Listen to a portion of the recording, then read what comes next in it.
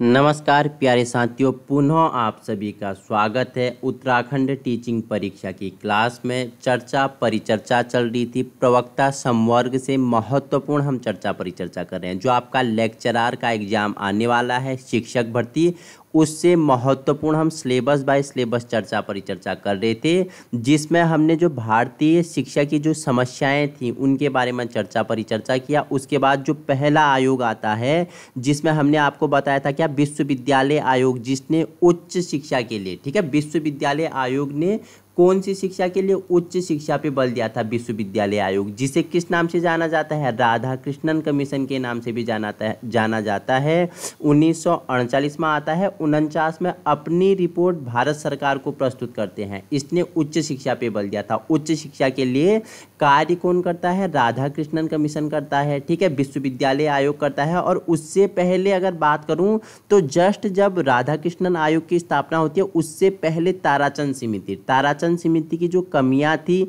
जो उसके क्या थे, जो उसके दोष थे, उसको दूर करने के लिए विश्वविद्यालय आयोग या राधाकृष्णन कमीशन का गठन किया गया था 1948 में। 49 में इसने अपनी रिपोर्ट भारत सरकार को प्रस्तुत की। उसके पश्चात हमने पढ़ा था मुदाइलर कमीशन पढ़ा था, ठीक है, मुदाइलर कमीशन या माध्यमिक शिक्षा आयोग 1952-53 चर्चा परिचर्चा की थी। और उसके बाद जो तीसरा आज महत्वपूर्ण आपके लिए टॉपिक है, हम जानेंगे राष्ट्रीय शिक्षा आयोग, जिसे कोठारी कमीशन के नाम से भी जाना जाता है। महत्वपूर्ण सेशन है, इसके बारे में चर्चा परिचर्चा करेंगे। इसके बाद हमारी 1968 की शिक्षा नीति हमारे सिलेबस में नहीं है, 1968 की नहीं तो 1986 की है। हम 68 का बेस तैयार करेंगे और 86 के बारे में चर्चा परिचर्चा करेंगे।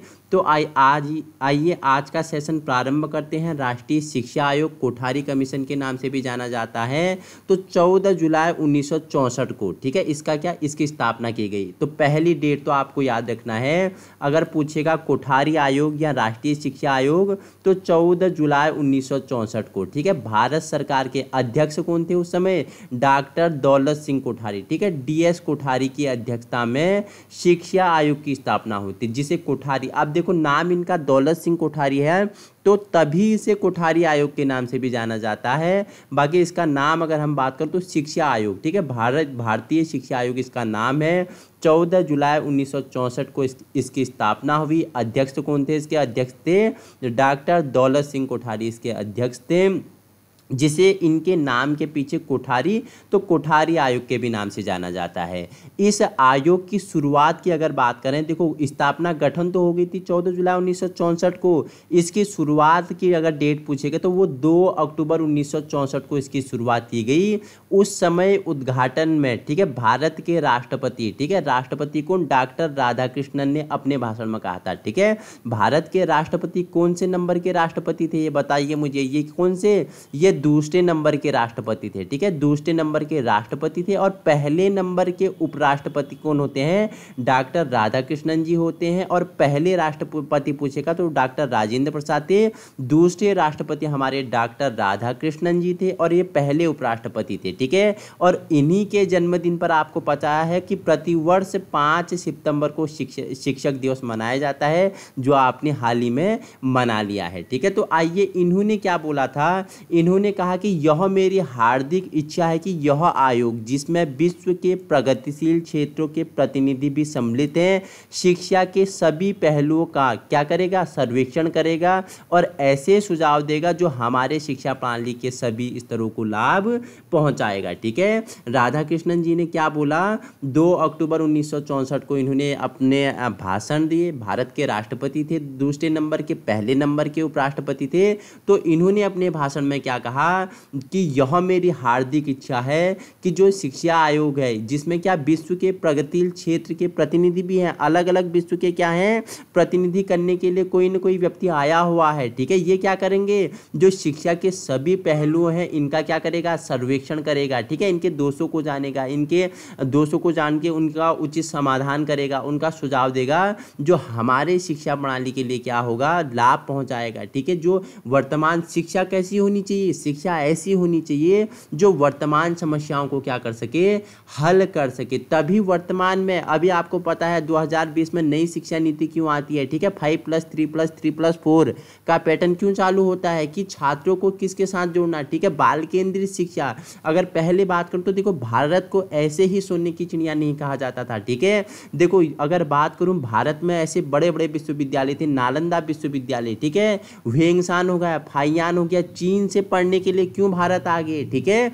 नालंदा विश्वविद्यालय हो गया, तक्षशिला विश्वविद्यालय हो गया, विक्रमशिला विश्वविद्यालय हो गया, ठीक है। शिक्षा कहाँ, गुरुकुल में दी जाती थी, वैदिक शिक्षा हमने बताया था, ठीक है, हमने वैदिक शिक्षा, बौद्ध शिक्षा, जैन शिक्षा और उसके बाद हमने क्या बताया, बताओ, मुस्लिम शिक्षा हो गया, हिंदू शिक्षा हो गया, ठीक है, और अंग्रेजी शिक्षा हो गया। तो उसी शिक्षा को मजबूत करने के लिए हमने 1854 का जो क्या वुड्स का घोषणा पत्र था, भारतीय शिक्षा का मैग्ना कार्टा जिसे कहा जाता है, उसके बारे में भी हमने चर्चा परिचर्चा की थी, ठीक है।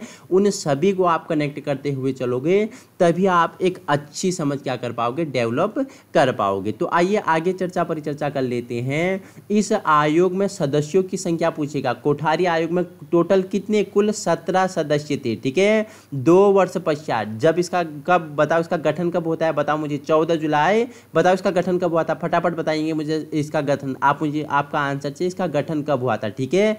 उसी के 2 वर्ष बाद 17 इसमें सदस्य थे। 29 जुलाई 1966 को इसने, ठीक है, भारत सरकार को क्या करी, अपनी रिपोर्ट सौंपी। कि कौन थे उस समय, बताओ किसको सौंपी, केंद्रीय शिक्षा मंत्री कौन थे, MC धगला को इन्होंने क्या सौंपी, अपनी रिपोर्ट सौंपी। और शिक्षा के क्षेत्र में से स्वतंत्रता के बाद विशेष उपलब्धि माना जाता है। यह आयोग पहला ऐसा आयोग था जिसने विस्तार से भारतीय शिक्षा पद्धति का अध्ययन किया। इसके परिणाम स्वरूप ही 1968 में राष्ट्रीय शिक्षा नीति अस्तित्व में आई, ठीक है। भारतीय शिक्षा पद्धति का ऐसा यह पहला इसने क्या था, ऐसा शिक्षा आयोग था जिसने विशेष उपलब्धि हासिल की थी। किसने, कोठारी आयोग ने, ठीक है। 1900 कब आता है, बताओ मुझे, 64 में आता है। 1966 में भारत सरकार को अपनी रिपोर्ट प्रस्तुत करता है और इसी के तर्ज पर 1968 में राष्ट्रीय शिक्षा नीति अस्तित्व में आई। हाल ही में LT के परीक्षा में आपका यहाँ से क्वेश्चन पूछा हुआ था। 1968 का जो शिक्षा नीति है इसका आपकी शिक्षा की संरचना पूछी थी, ठीक है। 10+2+3 आपका आंसर था। बहुत ही इजी क्वेश्चन पूछा हुआ था ये आपसे। तो इंदिरा गांधी जी ने, ठीक है, इंदिरा गांधी जी का उस समय क्या चल रहा था, कार्यकाल चल रहा था। तो उन्होंने 1968 की शिक्षा नीति में क्या कहा कि संपूर्ण देश में क्या किया जाए, 10+2+3 की शिक्षा क्या की जाए, दी जाए। लेकिन उस समय क्या था, बताओ मुझे, अगर 1968 से पहले अगर बात करूं तो 62 में चीन के साथ युद्ध हुआ था, ठीक है। देश ऐसी स्थिति से गुजर रहा था कि यहाँ एकदम से शिक्षा को डेवलप करना क्या था, एकदम से भारी पड़ रहा था, ठीक है। वित्तीय बजट इतना नहीं था कि शिक्षा पर इतना अधिक क्या किया जाए, व्यय किया जाए। तो 1968 में बोलते हैं कि संपूर्ण जो क्या है देश है उसकी शिक्षा की संरचना कैसी होनी चाहिए, 10+2+3 की होनी चाहिए। लेकिन संसाधनों का अभाव था, ठीक है, संसाधनों का अभाव था। तो ये शिक्षा नीति क्या हो जाती है, असफल हो जाती है, ठीक है, असफल हो जाती है। और 1968 के बाद 79 में कांग्रेस सत्ता से हट जाती है। 79 में कांग्रेस सत्ता से हट जाती है। आ जाती है कौन, मोरारजी देसाई जी की सरकार आती है। वो अपनी शिक्षा नीति देते हैं। बताओ उनने कौन सी संरचना की बात कही थी, बताना आप मुझे, मैंने इससे पहले आपको बताया हुआ था। लेकिन उसके बाद फिर क्या, 79 के बाद क्या हो जाता है, 1 वर्ष 2 वर्ष बाद क्या हो जाता है, फिर कांग्रेस सत्ता में आ जाती है। और 1986 में जब राजीव गांधी प्रधानमंत्री बनते हैं तो वो क्या करते हैं, 1968 की शिक्षा नीति जो 10+2+3 आते हैं इसे क्या कर लेते हैं, इसे प्रारंभ करते हैं, जिसे नई शिक्षा नीति के नाम से जानते हैं। उसके बारे में भी हम चर्चा परिचर्चा करेंगे, ठीक है। ये पूरा बेस आपको तैयार करते हुए चलना है, तभी आप एक अच्छे समझ आप में क्या करोगे, डेवलप कर पाओगे, ठीक है। अब जो देखो कोठारी आयोग था, ठीक है, जो कोठारी आयोग था, शिक्षा आयोग था, इसके उद्देश्य क्या थे, ठीक है, इसके उद्देश्य क्या थे, उद्देश्यों के बारे में हम चर्चा परिचर्चा कर लेते हैं। इसने किस प्रकार के उद्देश्य दिए, तो इसने क्या कहा, कोठारी आयोग ने कैसे उद्देश्य दिए थे, इसने बोला जो शिक्षा है, शिक्षा को किससे, उत्पादकता से जोड़ना है, ठीक है। किससे? पुस्तकों पे। रटंत विद्या तो करना ही नहीं है। जो शिक्षा है, एजुकेशन है, इसे क्या वर्तमान के साथ जोड़ना है। वर्तमान में मतलब उत्पादकता के साथ। ऐसी अगर हम बात करें, महात्मा गांधी जी ने, ठीक है, 3H का फार्मूला क्यों दिया था बताओ? महात्मा गांधी जी ने अगर वर्धा में क्या कहा था तालीम योजना में, हमने उसके बारे में भी चर्चा परिचर्चा की है।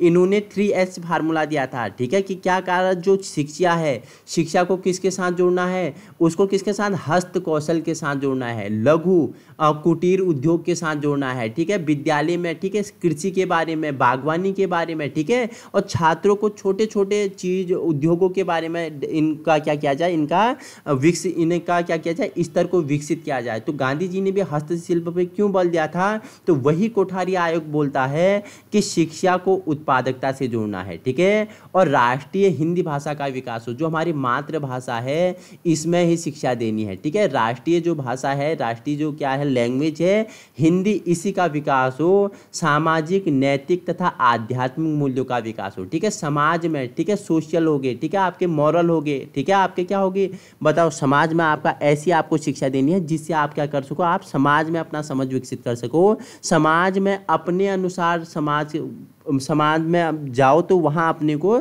समाज के अनुसार ढाल सको। आपका नैतिक हो गया, चरित्र हो गया, आध्यात्मिक मूल्यों का विकास हो। शिक्षा द्वारा राष्ट्र का आधुनिकीकरण करना था, ठीक है। तत्कालीन शिक्षा प्रणाली का गहराई से अध्ययन करना, उसकी तत्कालिक कमियों व व्याप्त असंतोष के कारण का पता लगाना और सुधार के लिए सुझाव देना। उस समय आयोग ने क्या बोला? आयोग के जो शिक्षा के उद्देश्य थे, इन्होंने क्या बोला? जो तत्कालीन शिक्षा की से संबंधित क्या हैं, समस्याएं हैं, उनका पता लगाना, उनके दोषों का पता लगाना और उनका क्या करना है, उचित समाधान करना है। और पूरे देश में समान शिक्षा क्या करना है, प्रस्तावित करनी है। पूरे देश में एक जैसी शिक्षा प्रणाली चलनी चाहिए। ऐसे उद्देश्य किसके थे? ये आपके कोठारी आयोग के थे। तो आइए, राष्ट्रीय शिक्षा आयोग की जो मुख्य सिफारिशें थी, इंपॉर्टेंट है, यहाँ से अगर स्टेटमेंट बना के क्वेश्चन आएगा तो आप इसे सॉल्व करने में क्या होंगे, सक्षम होंगे, ठीक है। तो इसने अपनी मुख्य सिफारिशें क्या दी? अगर बात करूं तो हमने पहले ही आपको बताया था, इसने 10+2+3 पैटर्न पर, ठीक है, 10+2, लेकिन क्या हो जाती है बताओ, इसने भी बल दिया था। मैंने बताया ना कि इंदिरा गांधी जी, ठीक है, 1968 की शिक्षा नीति में बात करती है 10+2+3 की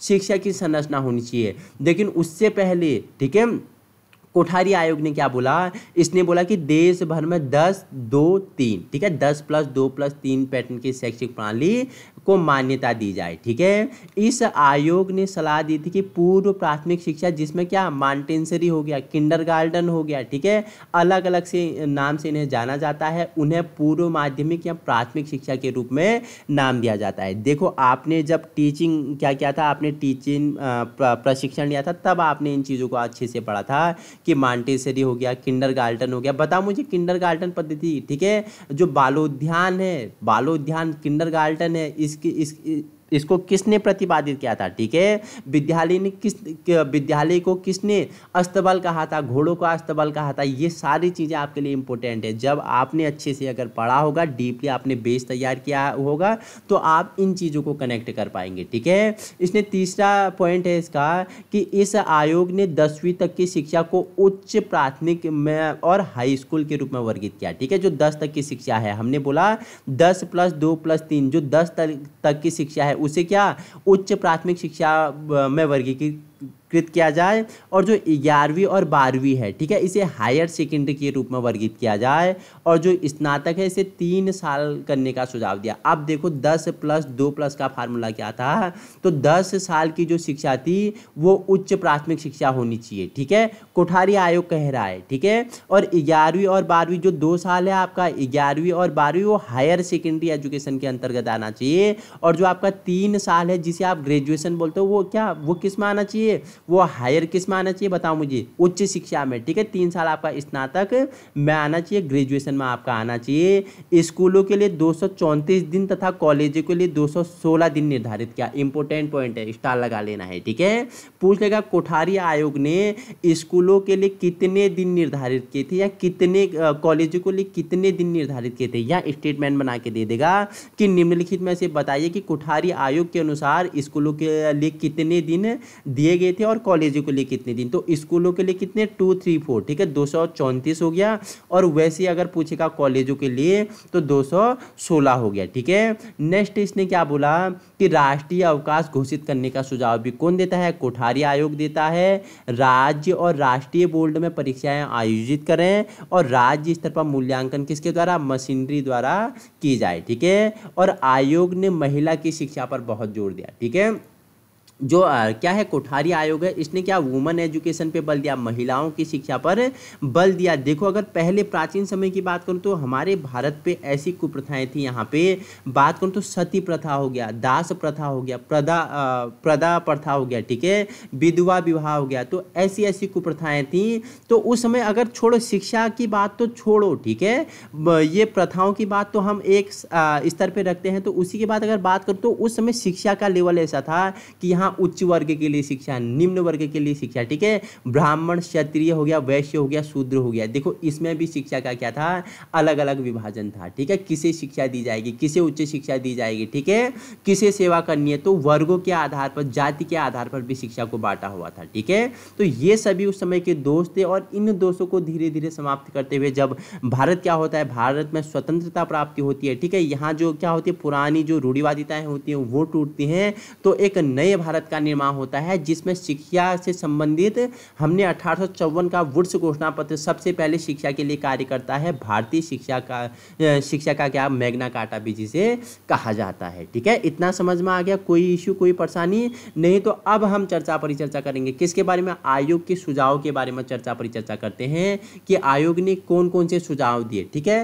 प्रशासन व निरीक्षण संबंधी इसने क्या सुझाव दिए कि कैसा प्रशासन होना चाहिए। आयोग ने बोला, कोठारी आयोग ने केंद्र राष्ट्रीय विद्यालय शिक्षा बोर्ड और भारतीय इनका गठन किया जाए, शिक्षा सेवा का गठन किया जाए, कक्षा 1 से 8 तक की प्राथमिक शिक्षा के 2 स्तर बनाए दिया जाए। क्या बोला कोठारी आयोग ने, बोला कि जो कक्षा 1 से लेकर 8 तक है, ठीक है, 1 से 8 तक क्या शिक्षा के 2 स्तर बनाए जाए, पहले भाग में 1 से 5 तक और दूसरे भाग में 6 से 8 तक। जैसे आपने बीएड किया, ठीक है, बीएड करने के बाद आपके भी 2 आप एग्जाम देना होता है, ठीक है। आप जैसे टेट क्वालिफाई करते हैं, ठीक है, यू टेट हो गया, सी टेट हो गया, सुपर टेट हो गया। आप कोई भी अगर टीचर एबिलिटी टेस्ट पास करते हैं तो वहां भी आपके लिए 2 एग्जाम कंडक्ट करवाता है, ठीक है, सीबीएसई।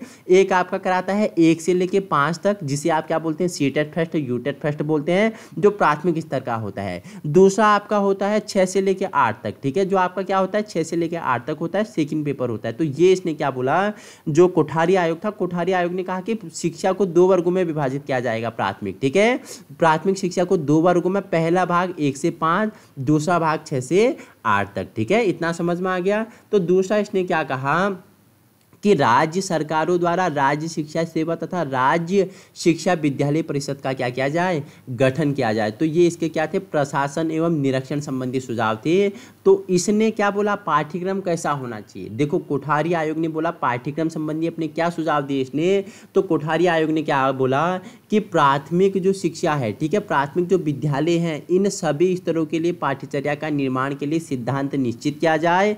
उसके बाद उन सिद्धांतों के आधार पर पूर्व प्राथमिक, प्राथमिक और उच्च प्राथमिक और माध्यमिक तथा उच्चतर माध्यमिक शिक्षा का पाठ्यचर्या की रूपरेखा प्रस्तुत की जाए। इसके साथ ही आयोग ने त्रिभाषा सूत्र प्रस्तुत किया था। देखो महत्वपूर्ण है, ठीक है, कोठारी आयोग ने कौन त्रिभाषा सूत्र इसने क्या किया, प्रारंभ किया था, ठीक है। एक आपका क्या हो गया, एक आपका मातृभाषा होगी, दूसरा आपका प्रादेशिक क्षेत्रीय भाषा होगी, ठीक है, एक आपका अन्य भाषा होगी। तो त्रिभाषा सूत्र प्रस्तुत करता है कौन, कोठारी आयोग, ठीक है।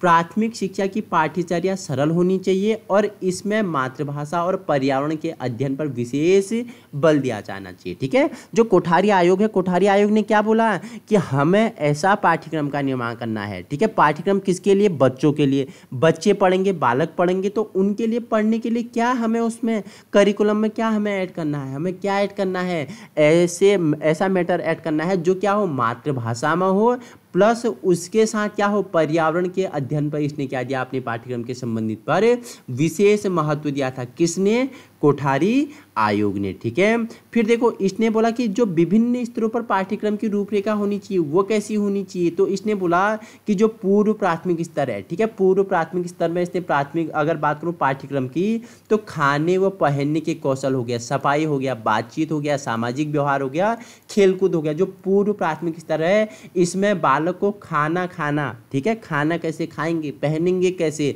स्किल कौशल सिखाया जाएगा। ठीक है, उन्हें खाना खाने के लिए, ठीक है, पहनने के लिए इन स्किल का डेवलप कहाँ किया जाएगा, पूर्व प्राथमिक स्तर पर किया जाएगा। सफाई हो गया, बातचीत हो गया, सामाजिक व्यवहार हो गया, खेलकूद हो गया, पूर्व प्राथमिक स्तर पर। ठीक है, प्राथमिक स्तर पर इसने बोला कि मातृभाषा में शिक्षा दी जाए। ठीक है, दूसरा व्यवहारिक गणित उसमें शामिल हो, भौतिक पर्यावरण का अध्ययन उसमें शामिल किया जाए, सृजनात्मक क्रियाएं मतलब क्रिएटिविटी, आपके चहुमुखी विकास, आपको क्या किया जाएगा, आप में क्रिएटिविटी पैदा की जाएगी, आप में वस्तुओं को बनाने के लिए क्या क्रिएटिविटी पैदा की जाएगी।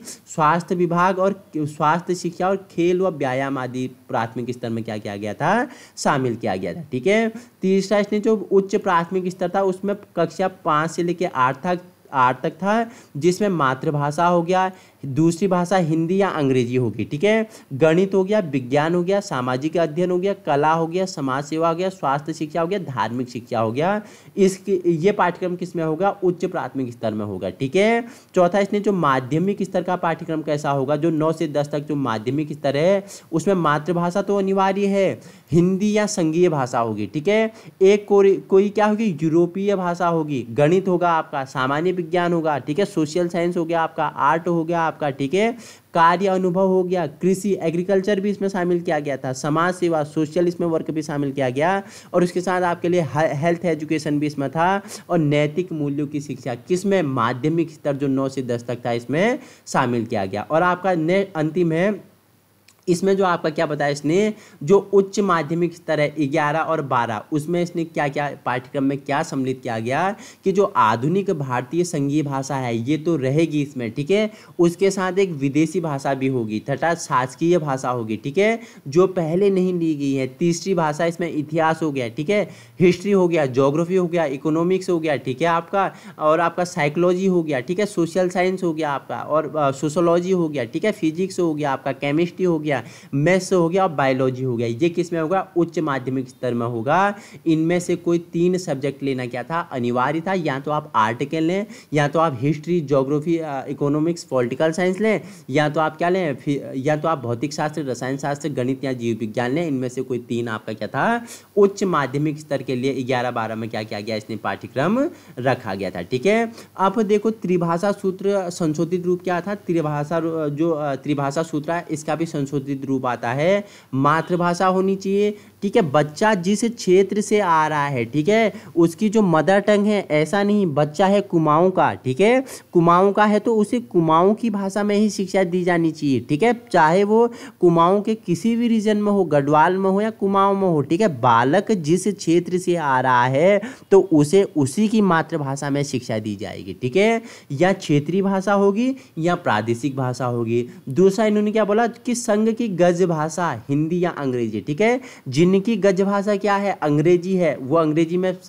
शिक्षा देगा, और जिनकी क्या है, हिंदी है, मातृभाषी जो हिंदी है उनके क्या होगा, शिक्षा का माध्यम हिंदी होगा। ठीक है, यहाँ तक समझ में आ गया। और नेक्स्ट इसने बोला कि कोई भी आधुनिक भारतीय भाषा होनी चाहिए और उसके साथ यूरोपीय भाषा जो प्रथम में ना दी गई हो। एक भारतीय भाषा होगी और एक क्या होगी, यूरोपीय भाषा होगी जो पहले नहीं दिया गया हो। अब इसने देखो जो क्या है, शिक्षा से संबंधित क्या है, शिक्षण विधियाँ हैं। ठीक है, उसने कैसी शिक्षण विधियाँ होनी चाहिए, एक शिक्षक को कैसा होना चाहिए, उसको किन विधियों का प्रयोग करना चाहिए, कैसे मेथड उसे अपनाने चाहिए, तो उसके बारे में कोठारी आयोग ने क्या बोला, इसने कहा कि शिक्षण पद्धति में हो रहे निरंतर परिवर्तन के अनुसार शिक्षण विधियां भी क्या होनी चाहिए, लचीली होनी चाहिए, गतिशील होनी चाहिए, क्रिया प्रधान व रोचक होनी चाहिए। ठीक है, पहले देखो हमने आदर्शवाद जाना है, हमने प्रकृतिवाद जाना है, हमने प्रयोजनवाद के बारे में चर्चा परिचर्चा की है। ठीक ठीक है। किसने बोला कि बालक को प्रकृति में शिक्षा दी जानी चाहिए? किसने? सत्यम शिवम सुंदरम। किसने बोला प्रकृति की ओर लौटो?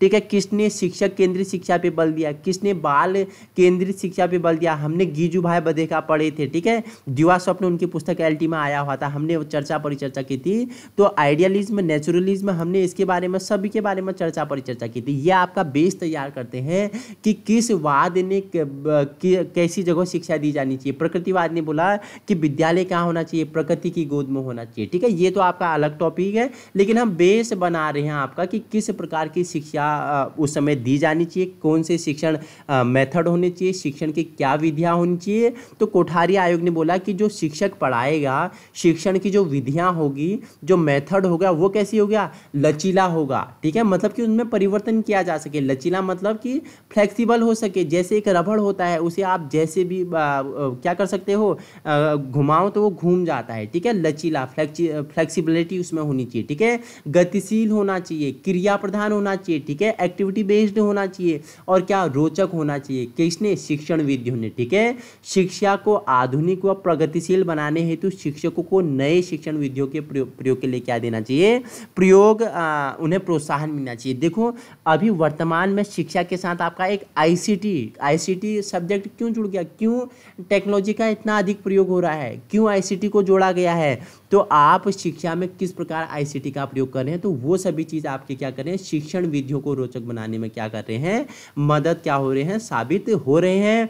वहीं शिक्षकों को शिक्षण संबंधी सहायक सामग्री उपलब्ध कराने के लिए उचित निर्देशन भी होना चाहिए। अब देखो, विद्यालय में बालक पढ़ रहा है, लेकिन उचित शिक्षण सामग्री नहीं है, तो बालक सीखेगा क्या? नहीं सीखेगा। तो बालकों को सिखाने के लिए क्या होनी चाहिए? उचित शिक्षण सामग्री होनी चाहिए। जैसे ज्योग्राफी का टीचर है, एसएसटी का टीचर है, तो वो बालकों को अगर शिक्षा क्लास में शिक्षा दे रहा है, पढ़ा रहा है, तो वहाँ क्या होनी चाहिए? ज्योग्राफी से संबंधित क्या होनी चाहिए? मैप होने चाहिए, मानचित्र होने चाहिए, ग्लोब होना चाहिए, ठीक है। ये कंपास होना चाहिए। जो भी ज्योग्राफी में क्या होते हैं, ज्योग्राफी की दृष्टि से महत्वपूर्ण संसाधन होने चाहिए, वो क्या सामग्रियां उपलब्ध होनी चाहिए, ठीक है। और अगर साइंस से है तो उसके लिए लैब होना चाहिए, तभी तो वो सीखेगा। अगर उचित संसाधन है, सामग्री है, तो तभी बालक क्या करेगा? एक्टिवेस्ट, ठीक है। एबीएल, एक्टिवेस्ट बेस्ड लर्निंग पे क्यों बल दिया गया? कि बालक करके सीखेगा, ठीक है। बालक क्या है? नन्हा वैज्ञानिक है, ठीक। एक लिटिल साइंटिस्ट है, किसने कहा था? तो वो करके सीखता है, ठीक है। नेक्स्ट, इसने पाठ्य पुस्तकों संबंधित क्या सुझाव दिया? इसने बोला कि आयोग ने पाठ्य पुस्तकों का निर्माण के लिए क्या राष्ट्रीय स्तर पर व्यापक योजना बनाए जाए, जो राष्ट्रीय शैक्षिक जैसे क्या किया जाए, संस्थानों का गठन किया जाए, और एनसीईआरटी सिद्धांतों के अनुसार क्या किया जाए, पुस्तकों को अपनाया जाए। और इसने व्यावसायिक व तकनीकी शिक्षा संबंधी क्या सुझाव दिए? माध्यमिक शिक्षा का जो व्यावसायीकरण किया जाएगा, उसके 20 वर्ष के अंदर माध्यमिक स्तर तक कितना 25% और उच्च माध्यमिक स्तर तक 30% छात्रों को व्यावसायिक वर्ग में लाया जाए। ये सभी व्यावसायिक शिक्षा से संबंधित कोठारी आयोग क्या देता है?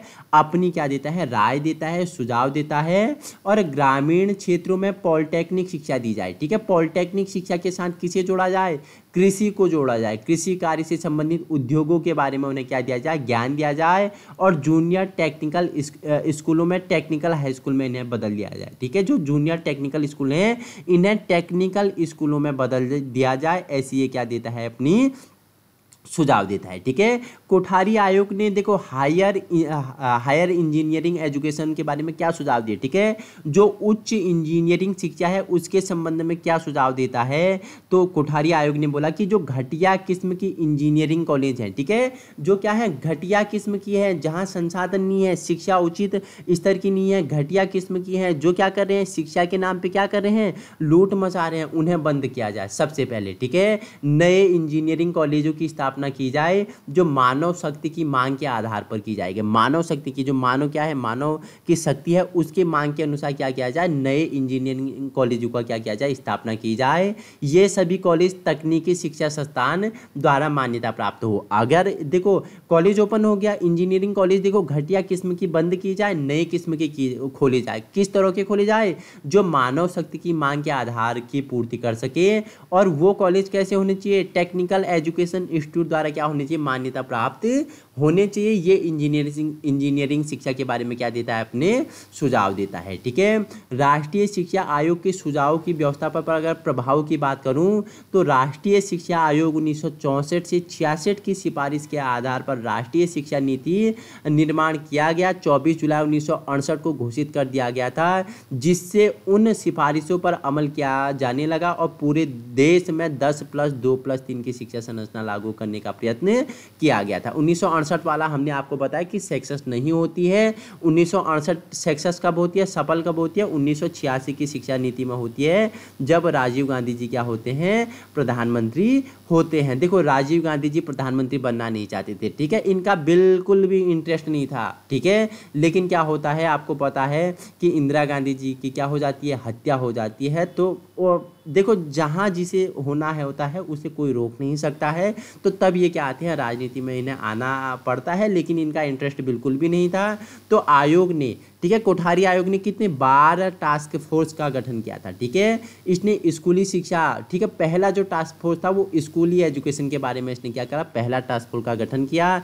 हायर एजुकेशन, उच्च शिक्षा का इसने क्या किया, उच्च शिक्षा के संदर्भ में क्या क्या, कैसा पाठ्यक्रम होना चाहिए, कैसा शिक्षा दी जानी चाहिए, कैसी पुस्तकों का क्या लेवल होना चाहिए। ठीक है, तीसरा इन्हें बोला कि टेक्निकल एजुकेशन, चौथा इसने बताया एग्रीकल्चर एजुकेशन, पांचवा इसने एडल्ट प्रौढ़ शिक्षा के बारे में भी इसने क्या बोला, अपना एक कार्यदल क्या क्या गठित किया, जो प्रौढ़ शिक्षा पे बल देगा, उसके लिए कार्य करेगा। ठीक है, विज्ञान शिक्षा एवं अनुसंधान, साइंस एजुकेशन एंड रिसर्च के लिए इसने क्या किया, एक टास्क फोर्स का गठन किया। टोटल इसने हमने कितने बताया फटाफट मुझे, ठीक है, 12। ठीक है, उसके बाद शिक्षक और प्रशिक्षण और शिक्षक की स्थिति की जांच के लिए एक टास्क फोर्स गठन किया गया।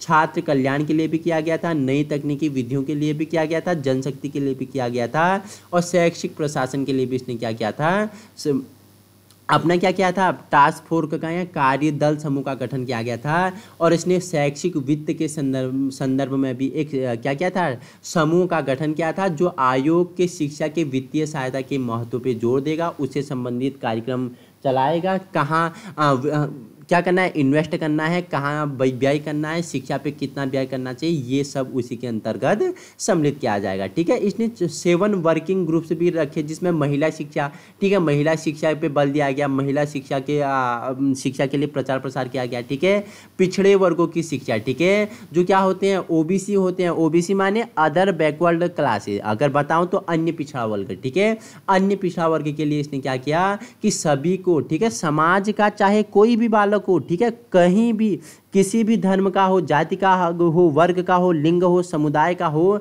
उन्हें क्या, सभी को समान शैक्षिक अवसर प्रदान करना चाहिए। ठीक है, आर्टिकल 21A में क्या कहा गया है कि सभी 6 से 14 वर्ष तक बालकों के लिए क्या करेगा, राज्य सरकार क्या करेगा बताओ मुझे, क्या करेगा, निःशुल्क एवं अनिवार्य शिक्षा की व्यवस्था करेगा। ठीक है, निःशुल्क एवं अनिवार्य शिक्षा की व्यवस्था करेगा। स्कूल बिल्डिंग का, ठीक है, स्कूल भवन, आयोग ने यह सुनिश्चित करने के लिए स्कूल की सुविधाओं और बुनियादी ढांचों में सुधार की सिफारिश की। ठीक है, हमने अगर बात करूं तो ऑपरेशन ब्लैक बोर्ड में क्या कहा गया था, बताओ मुझे, प्राथमिक शिक्षा की गुणवत्ता को मजबूत बनाने के लिए कि क्या होना चाहिए, बताओ मुझे, 2 बड़े कमरे होने चाहिए प्राथमिक विद्यालय में, एक बड़ा बरामदा होना चाहिए। ठीक है, तो स्कूल भवन कैसा होना चाहिए, ठीक है, प्रयोगशाला, पुस्तकालय, वाचनालय, ये सभी की व्यवस्था किसके अंतर्गत आएगी, स्कूल बिल्डिंग इसके अंतर्गत देखेगा। ठीक है, स्कूल समुदाय संबंधी संबंध इसमें शामिल किए गए, और उसी के साथ साथ इसमें क्या किया गया, सांख्यिकी हो गया। ठीक है, प्री प्राइमरी एजुकेशन, पूर्व प्राथमिक शिक्षा हो गया,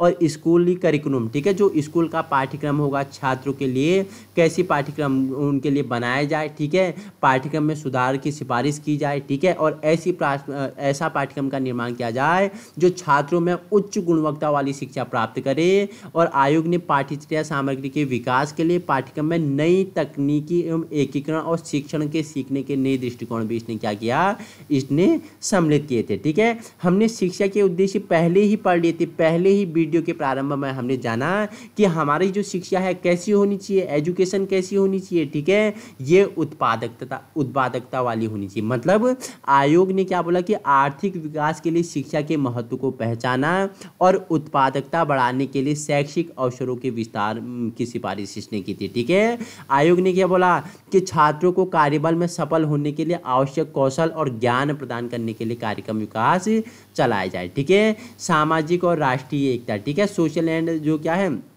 सामाजिक और राष्ट्रीय एकता है उस पर बल दिया। शिक्षा का आधुनिकीकरण किया जाए, शिक्षा का क्या किया जाए, आधुनिकीकरण किया जाए। लोकतंत्र का विकास हो, छात्रों में क्या हो, लोकतंत्र का विकास हो। ठीक है, वो क्या करे, लोकतंत्र के महत्व को समझ सके। ठीक है, लोकतंत्र क्यों महत्व है, लोकतंत्र में एक 18 वर्ष के ऊपर वाले व्यक्ति की क्या भूमिका होती है, इसे वो समझ सके, लोकतंत्र का विकास उसमें हो सके।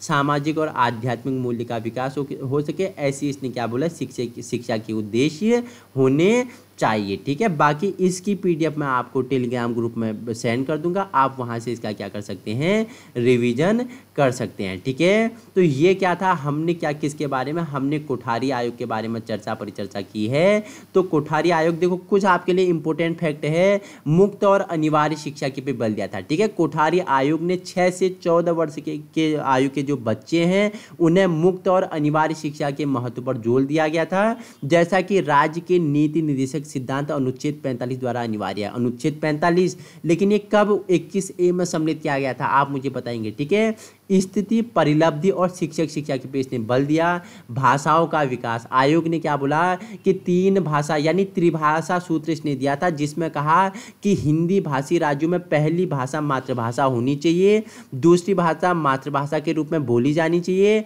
और जो तीसरी भाषा होनी चाहिए, क्या होनी चाहिए, अंग्रेजी या कोई अदर लैंग्वेज होनी चाहिए। ठीक है, शैक्षिक अवसरों की सामान्यीकरण, मैंने बताया कि किसी भी स्तर का बालक हो, ठीक है, उसे समान शिक्षा, कोई भी जाति हो, लिंग हो, धर्म हो, समुदाय हो, उसे क्या, सभी को शैक्षिक अवसर मिलेंगे, शिक्षा सभी के लिए क्या है, समान है।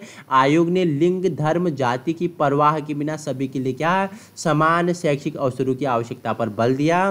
प्रतिभा की पहचान, ठीक है, प्रतिभा की पहचान, देखो आयोग ने बच्चों के प्रतिभा का पहचान का शीघ्र पता लगाने के लिए सिफारिश की, जैसे कि ऐसे बच्चों का क्या किया जाए, उनकी पहचान किया जाए और उन्हें क्या किया जाए, छात्रवृत्ति प्रदान किया जाए, जिससे वो क्या हो सके, आगामी आने वाले भविष्य में अपना क्या हो सके, एक अच्छे भविष्य का क्या कर सके, नींव रख सके और देश में क्या कर सके, देश हित में कार्य कर सके। ठीक है, कार्य, अनुभव और राष्ट्रीय सेवा के लिए इसने कार्य किया। विज्ञान शिक्षा और अनुसंधान हो गया, कृषि और उद्योग शिक्षा, एजुकेशन एंड एग्रीकल्चर के बारे में। ठीक है, इसने क्या, पुस्तकों का उत्पादन हो गया। ठीक है, इम्तिहान बोलते हैं, एग्जामिनेशन हो गया। ठीक है, माध्यमिक शिक्षा, सेकेंडरी एजुकेशन के लिए बात की, विश्वविद्यालय, यूनिवर्सिटी एजुकेशन हो गया। ठीक है, पार्ट टाइम एजुकेशन हो गया, साक्षरता और प्रौढ़ शिक्षा प्रसार हो गया, खेल एवं गेम्स। ठीक है, अल्पसंख्यकों की शिक्षा हमने सब पहले चर्चा परिचर्चा कर ली है। और शैक्षिक संरचना के बारे में अभी हमने बताया कि 10+2+3 की क्या पूरे देश में शिक्षा की संरचना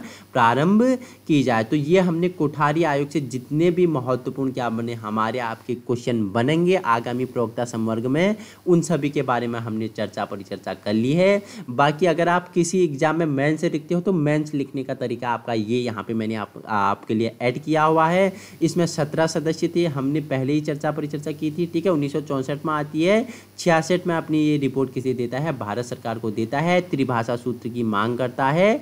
ठीक है, त्रिभाषा सूत्र का सुझाव कौन देता है, अपना कोठारी आयोग देता है। ठीक है, जिसे शिक्षा आयोग के नाम से जाना जाता है। ठीक है, हमने विश्वविद्यालय आयोग, राधाकृष्णन कमीशन हो गया, मुदाइलर आयोग या माध्यमिक शिक्षा आयोग हो गया, और तीसरा आपका जो सिलेबस में है कोठारी आयोग, इन तीनों के बारे में चर्चा परिचर्चा की है। नेक्स्ट वीडियो में हम बेस बनाएंगे 1968 की शिक्षा का, और उसके बाद हम क्या करेंगे 1986 का, ठीक है, नई शिक्षा नीति थी, उसके बारे में व्याख्यात्मक रूप में चर्चा परिचर्चा करने वाले हैं। अभी जुड़ना है। बाकी पीडीएफ आपको कहाँ मिल जाएगा, टेलीग्राम ग्रुप में यूके टीचिंग परीक्षा की क्लास में मिल जाएगा, आप वहाँ से डाउनलोड कर सकते हो। Thank you so much.